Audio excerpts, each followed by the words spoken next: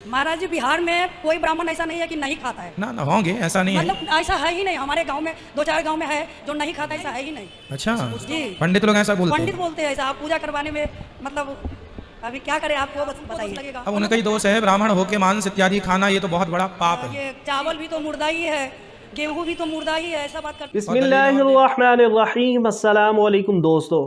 बिहार से आई एक औरत का पंडित अनिरुद्ध आचार्य से एक सवाल था। सवाल बहुत अहम था। उसका कहना था कि जितने भी ब्राह्मण हैं, आज तक जितने भी मैंने देखे हैं, उनमें से शुद्ध जो है वो बहुत कम है। मतलब कि जितने भी मैंने देखे हैं वो सारे ही मांस मच्छी खाते हैं। और उसका कहना था कि मैंने जितने भी ब्राह्मण को घर बुलाया है, तो वो पंडित आने से पहले जो है वो एक डिमांड करते हैं कि अगर आपने पूजा करवानी है तो आप जो है वो मांस मच्छी का इंतज़ाम करें, फिर जो है हम आएंगे पूजा करने के लिए। तो उसका कहना था कि बहुत से ब्राह्मणों में से, बहुत से पंडितों में से सिर्फ एक मुझे जो है वो मिला जो शुद्ध था, जो कि मतलब कि मांस मच्छी नहीं खाता था। बाकी तकरीबन जितने भी थे वो मांस मच्छी खाते थे। तो बेसिकली उसका सवाल ये था कि हम उनको मांस मच्छी खिलाते हैं तो क्या हम गुनाहगार होंगे? इनमें कसूर किसका है? तो दोस्तों ये जो है वो औरत का सवाल था। आइए देखते हैं पंडित ने क्या जवाब दिया। उसके बाद डॉक्टर जाकिर नाइक साहब का जवाब जानेंगे जो कि बहुत अहम है। तो आइए वीडियो को स्टार्ट करते हैं। नहीं, ब्राह्मण कैसे शुद्ध नहीं मिलते मतलब? मतलब मटन मच्छी ये सब खाने वाले मिलते हैं। नहीं नहीं, ऐसे तो नहीं होनी चाहिए। नहीं, कोई नहीं है शुद्ध महाराज जी। जितने को बुलाया 5-6 बार करवाया। तो वो आपने क्या मछली परोसी उनको खाने में? नहीं अच्छा जी, पंडित लोग ऐसा बोलते पंडित हैं। बोलते हैं ऐसा। आप पूजा करवाने में मतलब अभी क्या करें, आपको बस बताइए। और मतलब 5-6 को बुलाए, उसमें से एक ही मिला शुद्ध। बस उसके उस बाद एक को पकड़ लो। नहीं आते नहीं है, वो टाइम ही नहीं उनके पास। हाँ तो अच्छे हैं इसलिए टाइम नहीं है। हाँ जी। और ये तो फिर मतलब अपना दोष लगेगा या उनको दोष लगेगा? अब उनका ही दोष है, ब्राह्मण होके मांस इत्यादि खाना ये तो बहुत बड़ा पाप है। जी, वो बोलते हैं खाने के लिए ये चावल भी तो मुर्दा ही है, गेहूं भी तो मुर्दा ही है, ऐसा बात करते। और दलीलें और दे रहे हैं कि गेहूं चावल में भी, गेहूं चावल तो खाने के लिए बना है। आप गेहूं चावल खाते हैं, वो चीखता चिल्लाता नहीं है। मछली को आप निकालते हैं, वो बेचारी तड़पती है। मछली की तुलना गेहूं से नहीं हो सकती। खुश रहिए। चलिए आप अच्छे पंडित जी ढूंढ लीजिए और उन्हीं से कराइए। महाराज जी, खुश रहिए। महाराज जी, बिहार में कोई ब्राह्मण ऐसा नहीं है कि नहीं खाता है। ना ना होंगे, ऐसा नहीं है। मतलब ऐसा है ही नहीं। हमारे गांव में 2-4 गांव में है जो नहीं खाता, ऐसा है ही नहीं। ऐसे कुछ तो होंगे, पर ये आप ठीक कह रहे हैं कि अधिक मात्रा में मांस वहाँ खाया जा रहा है। नहीं, आप प्रेशर परंतु डाल- अब जी, कथाओं से सुधार हो रहा है। हाँ। भटक गए थे ब्राह्मण, अब सही रास्ते पर आ रहे हैं। कथाएं सुनवाइए सारे ब्राह्मणों को आपके यहाँ के क्षेत्र जी की। जी, वो तो बहुत कोशिश करते हैं। आपको गलतफहमी होंगी कि हिंदू मजहब में गोश्त खाना हराम है। आप जब हिंदू मजहबी किताब पढ़ते हैं, आपकी मजहबी किताब में लिखा है कि गोश्त भी खा सकते हैं, मांस भी खा सकते हैं और बीफ भी खा सकते हैं, गाय का गोश्त भी खा सकते हैं। आप जब पढ़ेंगे मनुस्मृति चैप्टर नंबर 5 अध्याय नंबर 5 श्लोका नंबर 30 में लिखा है कि अगर खाने वाले जानवर, अगर खाने वाले मखलूक उस चीज को खाती है जो खाने वाले जानवर है, तो आप कोई गुनाह नहीं कर रहे, क्योंकि ईश्वर ने कुछ मखलूक को बनाया है खाने के लिए और कुछ मखलूक को खा जाने के लिए।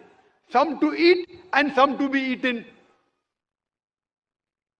तो अगर आप खाने वाले जानवर खाते हैं तो गुनाह नहीं कर रहे। लिखा है मनुस्मृति में अध्याय नंबर 5 श्लोका नंबर 31 में कि अगर आप पूजा के लिए जानवर को कत्ल करते हैं तो कोई गुनाह नहीं करते।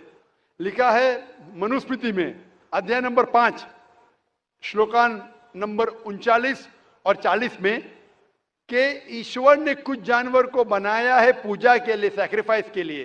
तो killing in sacrifice is not killing. तो कत्ल करना पूजा में कत्ल नहीं है। तो मनुस्मृति के मुताबिक आप गोश्त खा सकते हैं। फिर आप जब मुताला करेंगे महाभारत का, महाभारत में अनुशासन पर्व में अध्याय नंबर 88 में युधिष्ठिर, पांडव के 5 भाई थे। आपने युधिष्ठिर का नाम तो सुना होगा। युधिष्ठिर जो पांडव के 5 भाई थे, युधिष्ठिर पांडव में सबसे बड़ा भाई था। वो पूछता है भीष्म से कि हम यज्ञ में, पूजा में क्या खाना दे ताकि हमारे परदादा खुश होंगे। तो भीष्म कहता है अगर हम यज्ञ में, पूजा में चावल, बार्ली, सेब, भाजीपाला देंगे तो हमारे परदादा 1 महीने के लिए संतुष्ट रहेंगे। अगर हम मछली देंगे तो 2 महीने के लिए, अगर गोश्त देंगे 3 महीने के लिए, अगर खरगोश देंगे तो 4 महीने के लिए, अगर बकरी देंगे तो 5 महीने के लिए, अगर सुअर देंगे तो 6 महीने के लिए, अगर परिंदा देंगे तो 7 महीने के लिए, अगर हिरन देंगे तो 8 महीने के लिए, अगर बैल देंगे तो 11 महीने के लिए, अगर गाय देंगे तो पूरे 1 साल के लिए हमारे परदादा संतुष्ट रहेंगे। 1 साल। क्या दूध की बात अगर कर रहे हैं सर? आप बफेलो देंगे, बफेलो तो 12 साल के लिए, अगर राइनोसरस देंगे या रेड मीट, लाल गोश्त, तो हमारे परदादा हमेशा के लिए संतुष्ट रहेंगे। पूरा मेन्यू है महाभारत में, हिंदू किताब में पूरा मेन्यू है। क्या चाहते हैं? भाजी पाला, मछली, गोश्त, खरगोश, हिरन, बीफ, बड़े का छोटे का सब है। आप अगर वेद पढ़ेंगे, वेद में भी लिखा है कि संत और साधु गोश्त खाते थे, गाय का गोश्त भी खाते थे। फिर आप क्यों कहते हैं कि गोश्त खाना हराम है? क्योंकि बहुत से हिंदू लोग बाकी मजाहिब से प्रसन्न हुए। मजहब से प्रसन्न होने के बाद कुछ मजहब मानते अहिंसा में, और वो समझते हैं कि जानवर को कत्ल करना गुनाह है। क्यों? क्योंकि जानवर में जान है, बाजी पाला में जान नहीं है, पेड़ पौधों में जान नहीं, इसलिए बाजी पाला खाना गलत नहीं है, लेकिन जानवर खाना गलत है। आज साइंस तरक्की कर चुका है और हम जानते हैं कि पेड़ पौधों में भी जान है, तो उनकी लॉजिक जरा बदल गई। हाँ जाकिर भाई, हम जानते हैं पेड़ पौधों में जान है, लेकिन पेड़ पौधे उनको दर्द का एहसास नहीं है, उन्हें दर्द नहीं होता। पेड़ पौधों को दर्द नहीं होता है और जानवर को दर्द होता है, इसीलिए जानवर खाना बड़ा गुनाह है, पेड़ पौधे खाना कम गुनाह है। आज साइंस फिर से तरक्की कर चुका है। तरक्की करने के बाद साइंस ये कहती है कि पेड़ पौधों को भी दर्द होता है, लेकिन उनकी दर्द की आवाज आपको सुनाई नहीं देती। हम इंसान सिर्फ 20 साइकिल्स और 20,000 साइकिल्स के दरमियान फ्रीक्वेंसी में सुन सकते, इसके नीचे इसके ऊपर नहीं सुन सकते। वो चीखते हैं लेकिन हमें उनकी आवाज सुनाई नहीं देती। तो एक शख्स ने मुझसे सबसे ज्यादा बहस किया और कहा कि जाकिर भाई, मैं मानता हूं कि पेड़ पौधों में जान है, पेड़ पौधे को दर्द होता है, लेकिन पेड़ पौधों में सिर्फ 2 या 3 सेंसेस है, जानवरों में 5 सेंसेस है, इसलिए जानवर का कत्ल करना बड़ा गुनाह है। तो मैंने उससे पूछा कि अगर आपका भाई पैदा होता है 2 सेंसेस कम के साथ, वो सुन नहीं सकता है और बात भी नहीं कर सकता है, गूंगा है और बहरा है, जब वो बड़ा होता है और अगर कोई इंसान उसका कत्ल करता है, तो क्या आप जाके कहेंगे जज से, मिलॉर्ड कातिल को कम सजा दो क्योंकि मेरा भाई गूंगा था, बहरा था, वो सुन नहीं सकता था, बात नहीं कर सकता था? आप तो कहेंगे कातिल को डबल पनिशमेंट दो, मेरा भाई तो मासूम था, ना सुन सकता था ना बात कर सकता था। इस्लाम में 2 सेंसेस लेस और 2 सेंसेस मोर नहीं।